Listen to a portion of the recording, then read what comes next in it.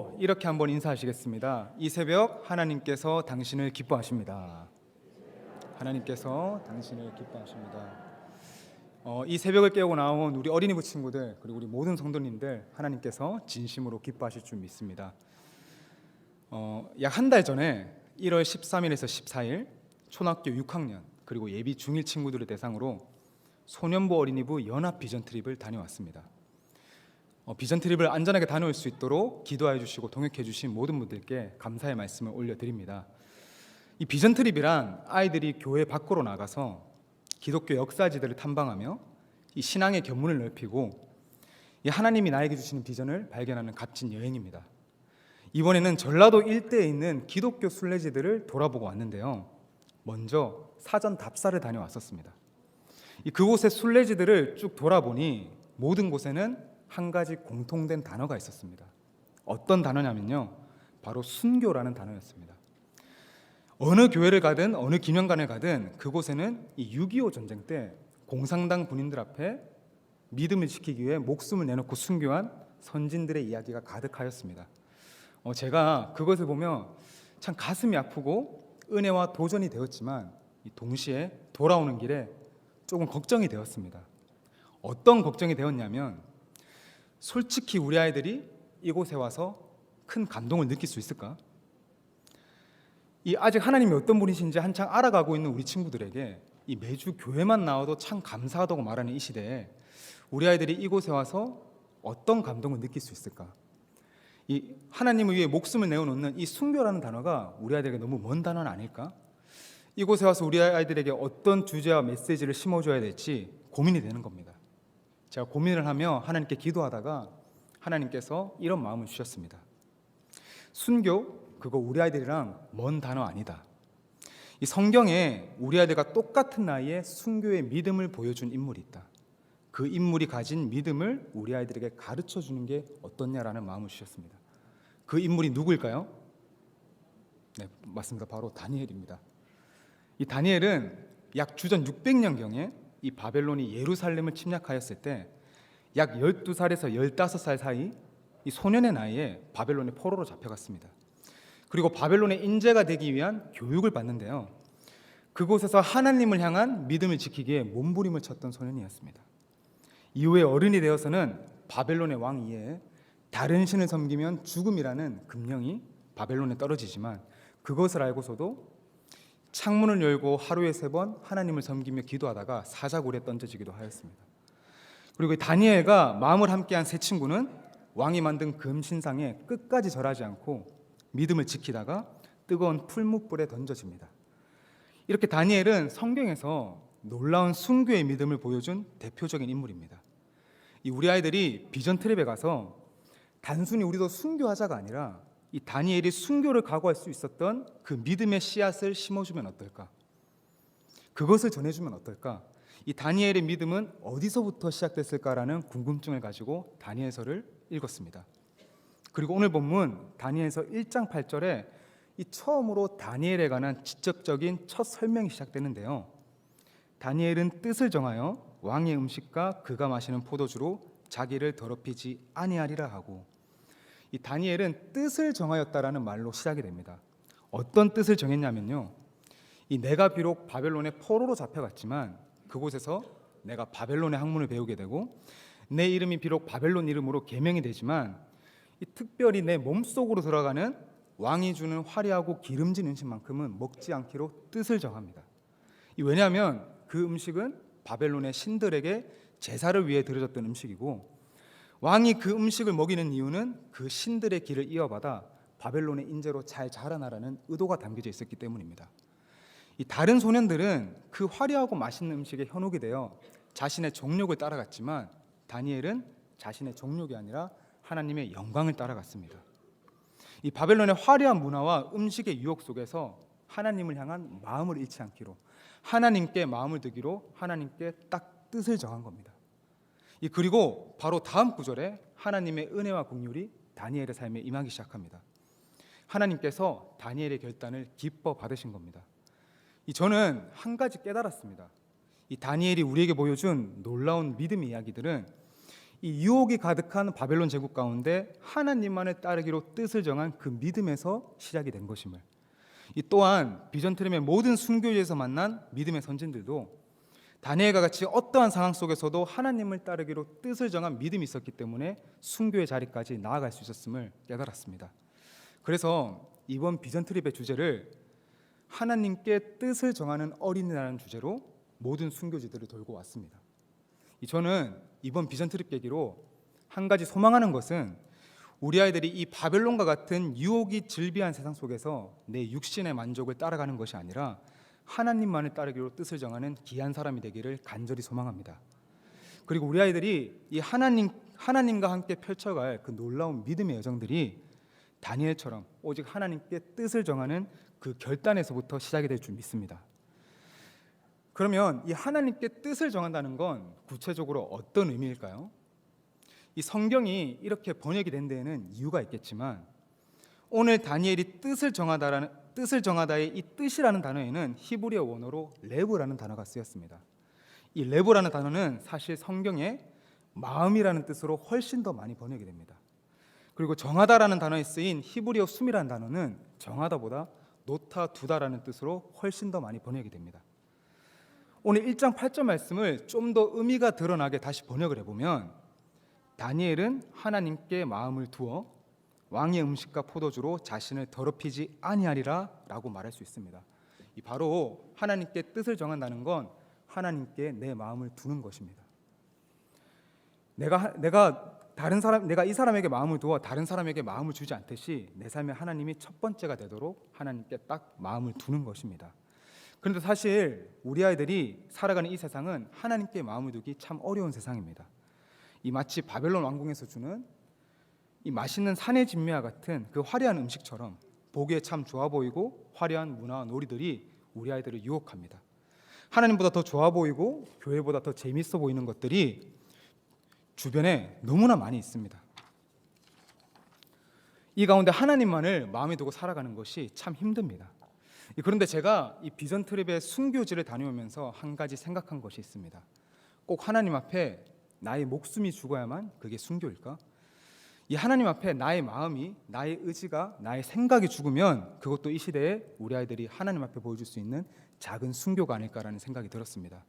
이 주일날 친구가 정말 좋은데 놀러 가자고 하지만 나는 하나님을 예배해야 하더니 하나님께만 마음을 딱 두고 그것을 거절할 수 있는 것, 그리고 친구들 사이에서 자극적이고 선정적인 이 문화와 놀이들이 유행하지만 하나님 보시기에 기쁜 것이 아님을 알기에 그것을 접어두고 나 혼자 거룩한 것을 선택할 수 있는 것, 이러한 것이 저는 순교를 요구하지 않는 이 시대에 우리 아이들이 하나님 앞에 드릴 수 있는 작은 순교임을 믿습니다. 그리고 모두가 내 마음에 좋을 대로 이 자기 만족을 추구하는 세상 가운데 하나님을 위해 나의 마음과 나의 생각을 죽이고 나아가는 이 작은 순교의 정신을 가진 우리 아이들을 하나님은 다니엘처럼 다음 세대 이 하나님의 역사를 이루는 귀한 도구로 반드시 사용하실 줄 믿습니다. 사실 우리는 마음으로는 잘 알고 있습니다. 이 하나님의 놀라운 은혜를 입어 하나님의 자녀가 된 우리는 하나님께만 마음을 두고 살아가야 된다는 것을. 그런데 그것이 쉽지가 않습니다. 특별히 오늘 본문에 나타난 한 가지 마음을 우리가 돌아보기를 원하는데요. 오늘 다니엘이 왕이 주는 음식들을 먹지 않겠다고 뜻을 정하였을 때 그것을 말리고 주저하던 사람이 있었습니다. 바로 환관장이라고 하는 사람입니다. 이 환관장은 왕궁의 고위 관료로서 바벨론의 인재교육을 받고 있는 다니엘과 선원들을 총괄하는 사람이었습니다. 이 환관장은 왕궁의 고위 관료로서 이 다니엘이 왕궁의 음식을 먹지 않게 해달라고 부탁을 하자 오늘 본문 1장 10절에 환관장이 이렇게 말을 합니다. 제가 읽겠습니다. 이 환관장이 다니엘에게 이르되 내가 내 주 왕을 두려워하노라. 그가 너희 먹을 것과 너희 마실 것을 지정하셨거늘 너희의 얼굴이 초췌하여 같은 또래의 소년들만 못할 것을 그가 보게 할 것이 무엇이냐. 그렇게 되면 너희 때문에 내 머리가 왕 앞에서 위태롭게 되리라 하니라. 이 환관장이 무엇을 걱정했냐면요, 너희가 이 기름지고 맛있는 음식을 먹지 않으면 너희의 얼굴이 초췌해지고 같은 또래의 소년들만 못하게 되면 어떡하냐를 걱정하였습니다. 왜냐하면 그렇게 되면 왕 앞에서 자신이 질책을 당하고 자신의 자리가 위험해지기 때문이죠. 그런데 우리에게도 이 환관장과 같은 염려가 있지 않은지 돌아보기를 원합니다. 내가 하나님의 뜻에 어긋난다는 이유로 세상의 어떤 화려한 방법들과 가치들을 거부한다면 내가 혹은 내 아이가 주변의 같은 또래들만큼 못하게 되지 않을까라는 염려입니다. 아니 요즘에는 이 다들 주일날 학원 가고 열심히 공부하던데 우리 아이도 안 가면 또래 친구들만큼 못하게 되지는 않을까. 또 요즘 친구들은 다 주일날 재밌는 데 놀러 가고 재밌는 거 하던데 나도 교회 가느라 거기 못 끼면 다른 친구들만큼 못하게 되지는 않을까. 또 어른이 되어서 회사에 갔을 때는 내가 이 회식 자리에서 술을 거부한다면 내가 다른 사람들보다 직장에서 뒤처지지 않을까. 이런 염려가 우리가 하나님께만 마음을 두고 살아가는데 어려움이 됩니다. 그런데 다니엘의 생각은 달랐습니다. 다니엘은 한 가지 믿음이 있었는데요. 믿음의 실험을 제안합니다. 이 부정한 왕궁의 음식 대신에 하나님 앞에서 나를 거룩하게 지킬 수 있는 채식과 물을 달라고 부탁을 하였습니다. 그리고 열흘 뒤에 비교해 보자고 하는 겁니다. 왕궁의 음식을 먹은 소년들과 우리의 얼굴이 비교해서 누가 더 좋은지 보고 그리고 결정해 보자라는 믿음의 시험을 제안합니다. 그리고 열흘 뒤에 어떻게 되었나요?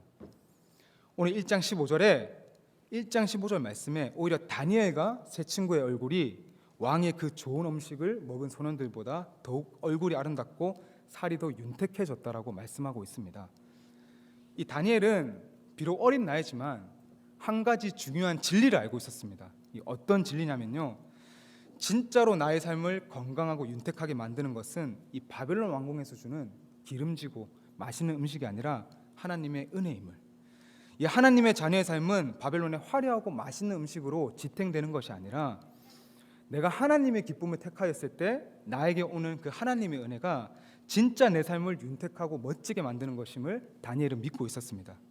우리도 하나님의 자녀인 나의 삶의 형통함이 세상이 정해놓은 어떤 특별한 방법과 가치에 있는 것이 아니라 오직 나의 삶을 이끄시는 하나님의 손길에 있음을 우리가 믿을 때 우리는 삶 속에서 하나님께만 마음을 두고 살아갈 수 있습니다. 처음부터 저는 신학을 전공하지 않았습니다. 제가 무엇을 전공했을까요?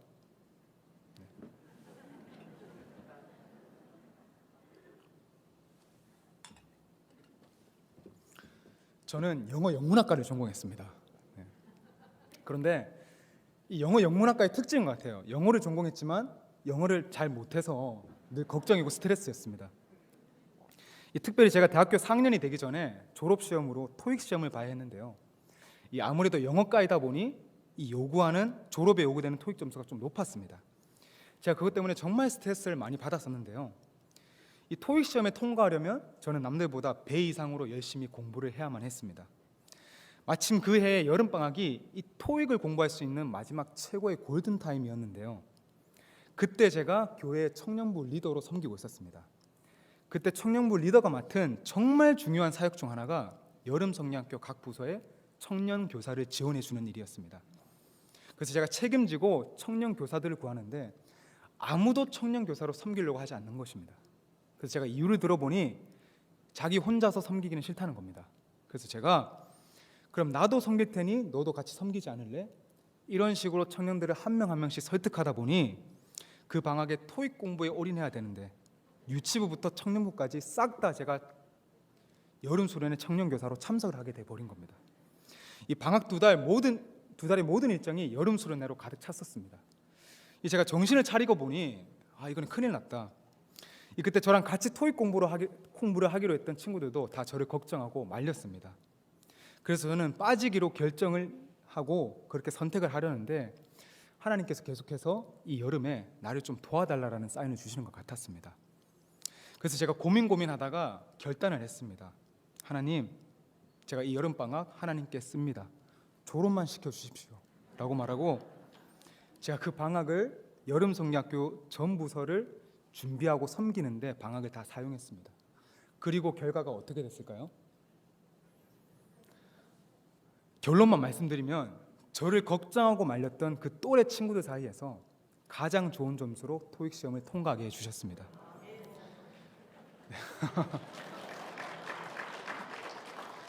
이 방학이 끝나고 짧은 시간이었지만 하나님께서 제가 이 토익 시험을 누구보다 잘 준비하고 잘 칠 수밖에 없도록 정말 기가 막히게 밭을 갈아놔 주시고 다 준비시켜 주셨더라고요. 이 정말 사소한 에피소드이지만 이게 뭐 특별한 일인가 싶으실 수 있으시겠지만 저는 이 작은 경험이 그 당시에 얼마나 감사했던지, 저는 지금까지도 내가 하나님 위에 다른 것을 선택해야 되는 순간이 왔을 때 늘 그때를 기억하며 제 믿음을 다집니다. 우리 어린이부 친구들이 오해하면 안 되는 게, 이 하나님 믿고 공부 열심히 안 해도 된다는 말이 절대 아닙니다. 이 하나님의 자녀는 더 열심히 공부해야 됩니다. 그런데 내가 하나님 위에 다른 것을 선택해야 되는 어떤 순간이 왔을 때 내가 하나님을 선택하고 나아가면 하나님이 나를 책임지신다는 겁니다. 절대로 다른 또래들보다 내가 뒤처지고 못하도록 하나님께서 나를 놔두시지 않는다는 겁니다. 그런 믿음을 가지고 언제 어디서나 먼저 하나님께 마음을 두고 하나님을 선택하는 우리 친구들 될 수 있기를 간절히 소망합니다.